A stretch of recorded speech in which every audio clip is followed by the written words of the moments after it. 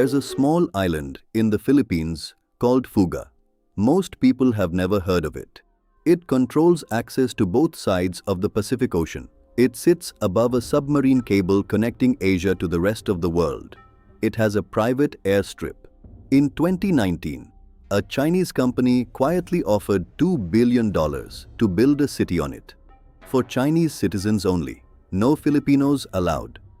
The Philippine Navy called it a national security emergency, and by the time anyone stopped it, China had already done the same thing somewhere else.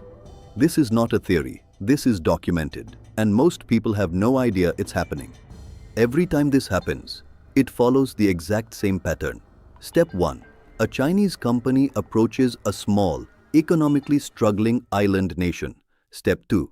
They offer something the country desperately needs: a port, a stadium, a hospital, infrastructure. Step 3. Buried inside the agreement, sometimes hidden from the host country's own military, are provisions giving China something far more valuable: access, presence, control. Chinese agencies and state-owned enterprises have bankrolled 363 projects worth $24 billion, supporting 168 unique ports across 90 countries from 2000 to 2025.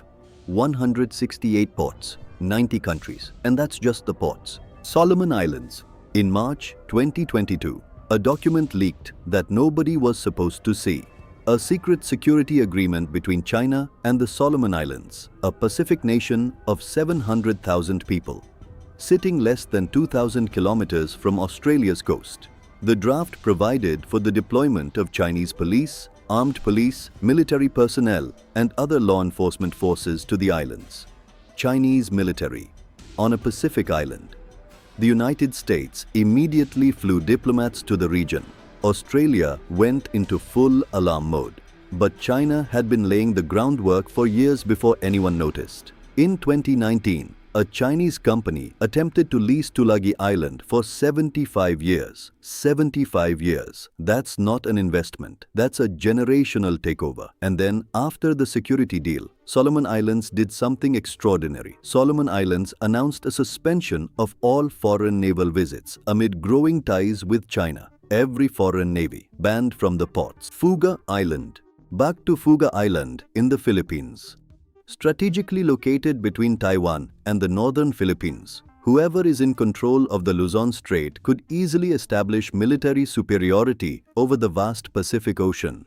And a Chinese company offered $2 billion to build a city there, exclusively for Chinese citizens. Philippine naval and national defense chiefs, who say they were not consulted in advance, warned the developments would give Beijing footholds on strategically important locations. The military wasn't even told. After massive public pressure and Senate investigations, the deal was blocked.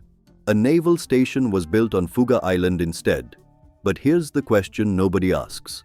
How many Fuga Islands are out there right now, in countries where nobody investigated, where the military wasn't watching, where the deal was never leaked? Here's what makes this genuinely unsettling. None of what China is doing is technically illegal. Buying property is legal. Building ports is legal. Signing agreements between sovereign nations is legal. The strategy operates entirely within the rules of the international system, while quietly building the infrastructure to rewrite those rules. More than half the ports with Chinese ownership stakes have also hosted Chinese naval ship visits. More than half. That's not coincidence, that's a pattern.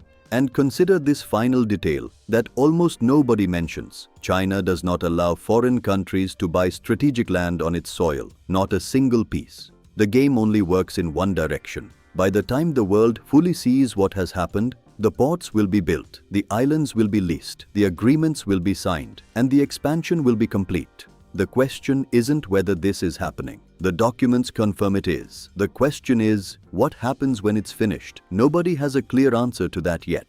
If this is the first time you're hearing about any of this, that's exactly the point. If you liked the video and it was informative, please make sure to like, subscribe, share. See you in the next video.